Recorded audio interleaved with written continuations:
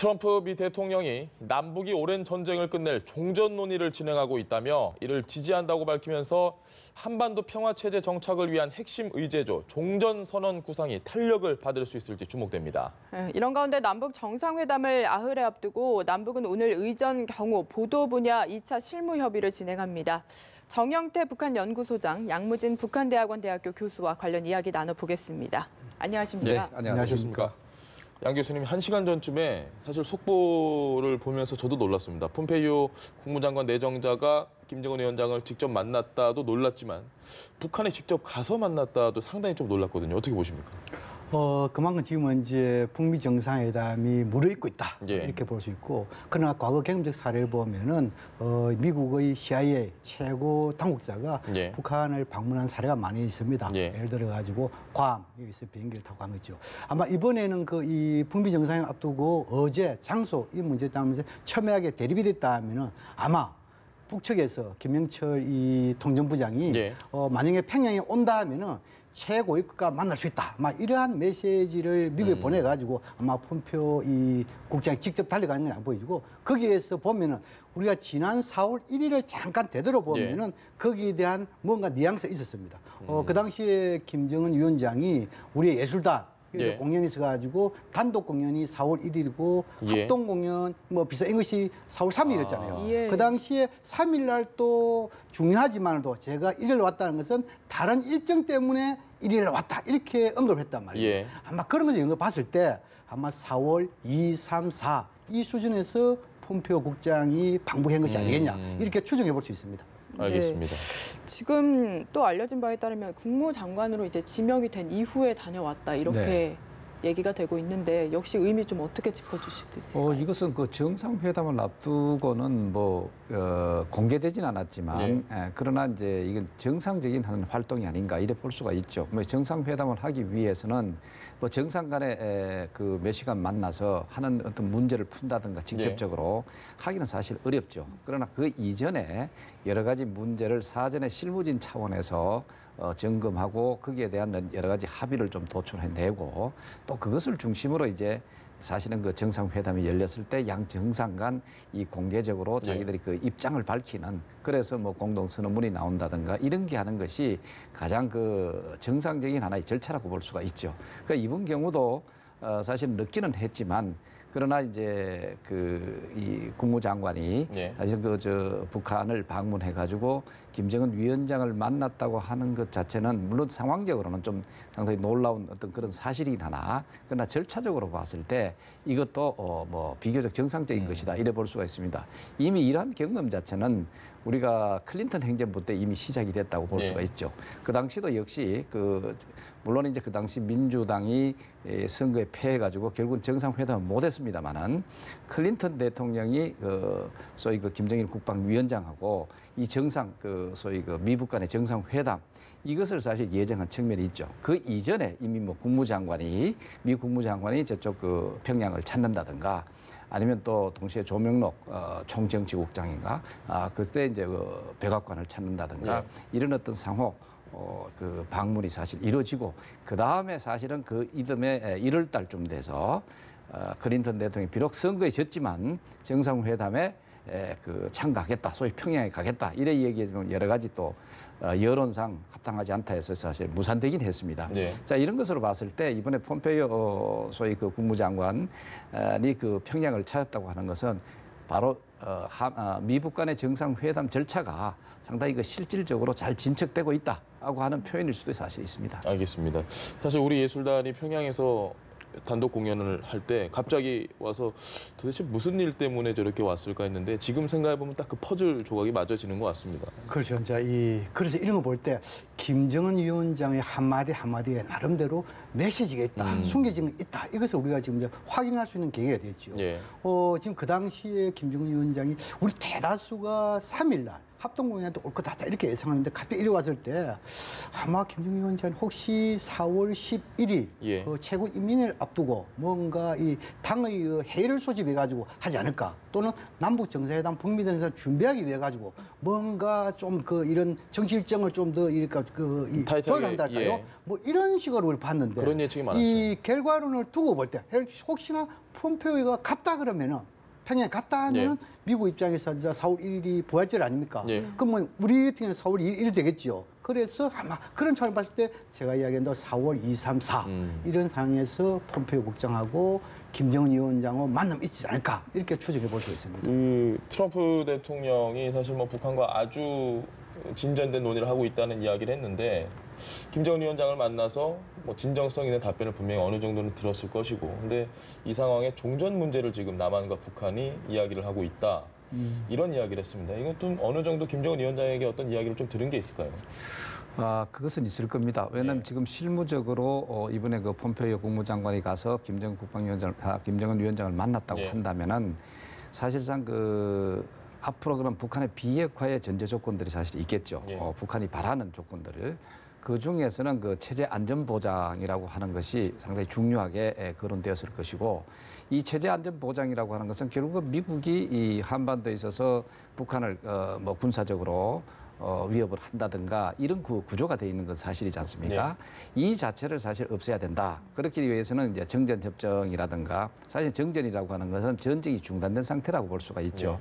이것을 이제 완전하게 그 평화 상태로 바꾸기 위한 그런 조치가 사실 따라야지만 그래도 비핵화 쪽으로 나갈 수 있지 않느냐 하는 어떤 언급이라든가 이것과 이제 연결을 시켜 본다면은 특히 이제 우리가 먼저 남북한의 정상이 만나서 앞으로 그 남북한 평화 문제, 그 공간 어떤 평화 문제를 소위 전쟁을 종식하고 소위 평화 상태로 옮기기 위한 노력을 하고 있다고 하는 데 대해서 박수를 친 것도 네. 자기들이 이제 이러한 어떤 그 조건들 이것도 사실 수용을 해야 되는데, 만약에 우리가 한국이 남한이 그것을 수용하지 않고 남북한의 이 적대 관계가 계속 지속되는 형태로 흘러간다면은 미국으로서는 굉장히 곤혹스럽지 않느냐 이렇게 생각이 되죠. 자, 거기에 이런 상황에서 우리 남북이 먼저 이 종전을 그 선언을 한다든가 이렇게 해서 어떤 그 평화 상태로 만들어가는 이것을 그 전향적으로 하고 있다는 것 자체는 어떤 면에서 이제 그 트럼프 대통령으로서는 굉장히 박수칠 일이다. 뭐 이렇게 볼 수도 있겠죠. 알겠습니다. 네, 실제로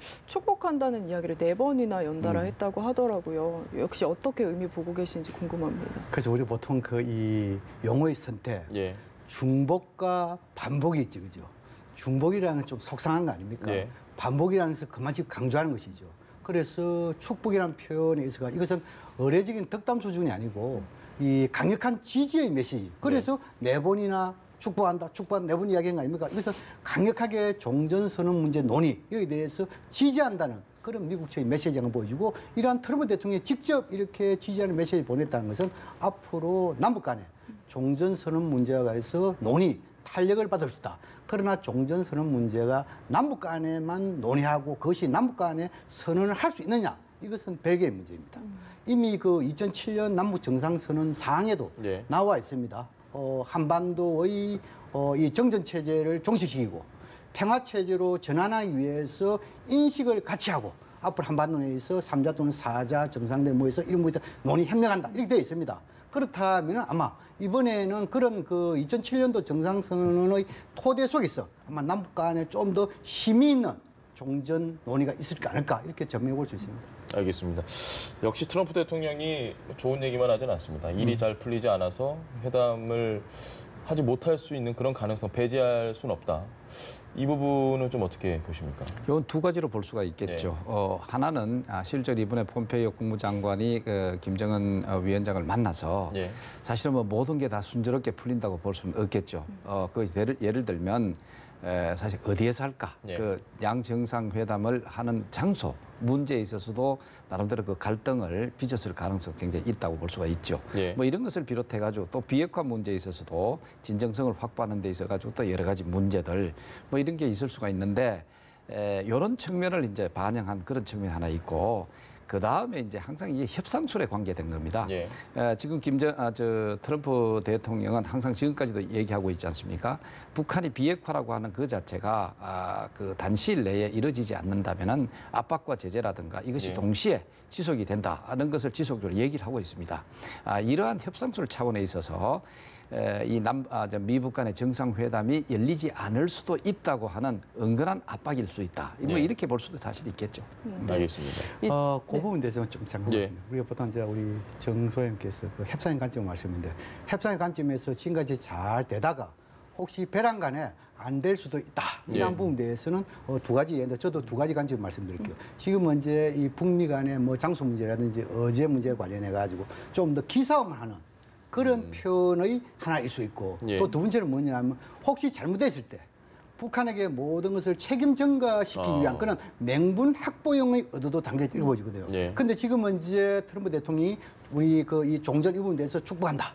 또 그리고 지금은 이제 미국의 고위 당국자가 방북을 한 이런 예. 이런 이야기까지 했잖아요. 이런 부분에 대해서는 아마 기싸움의 성격이 강하지 맹분, 다시 말해서 북미가 잘 안 되는 맹분 확보용의 가능성이 낮다. 그런 측면에서 너무 그렇게 트럼프 대통령이 이런 이야기 했다고 해서 우리 실망할 필요는 없다. 그런 생각이 듭니다. 알겠습니다. 트럼프 대통령이 이게 장소 협의가 되고 있는데 논의가 잘 진행이 안 되면 회담이 불발될 수 있다. 이렇게 좀 이야기를 했잖아요. 그렇죠. 장소 5곳이다. 이렇게 이야기를 하고 구체적으로는 좀 지목이 안 됐는데 얘기가 사실 많았는데 좀 어떻게 생각을 해볼 수 있을까요?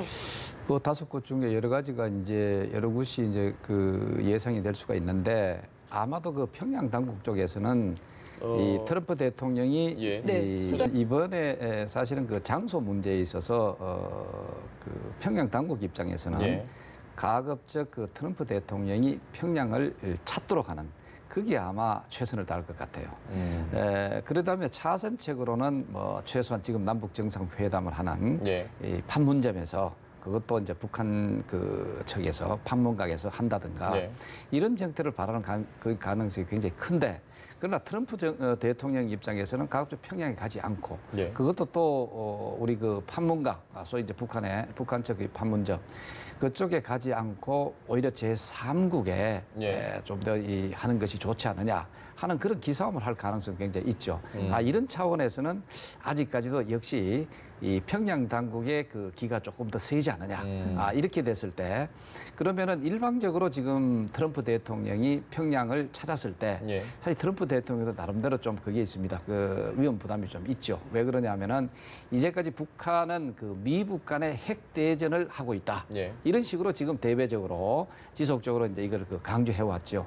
자, 그렇다면은 여기에서 트럼프 대통령이 정상회담을 하는 물론 그 차로 그래 가는 거지만 그러나 이것이 북한 측의 입장에서는 백기를 들고 가는 형태가 될 가능성도 사실 있다. 뭐 이런 뭐 어떤 대외적으로 이건 뭐 우리가 어디 가자 심증인데 그러나 뭐 이런 것을 우리가 배제할 수 없으니까 가급적 이제 김정은 위원장 자체를 북한에서 바깥에서 이제 끄집어 내는 어떤 예. 그런 그 절차를 더 밟지 않느냐. 뭐 이렇게 봤을 때는 이 소위가 미북 간의 이런 그 장소 문제에 있어서 상당히 네. 좀 아직까지 그 해결되지 않은 상황이 아니냐. 그래서 여기에 대해서 안 열릴 수도 있다고 하는 것이 바로 이제 사실 은근한 대북 압박이랄까 이런 측면에서 좀 나오는 은술일 수도 있겠다 하는 생각이 사실 들죠. 알겠습니다. 미국에서 이제 우리나라로 좀 넘어와 보겠습니다. 지금 내일 모레죠. 한 라인이 설치가 돼서 아마 통화를 할 가능성도 있을 것 같은데 이 한 라인이 설치가 돼서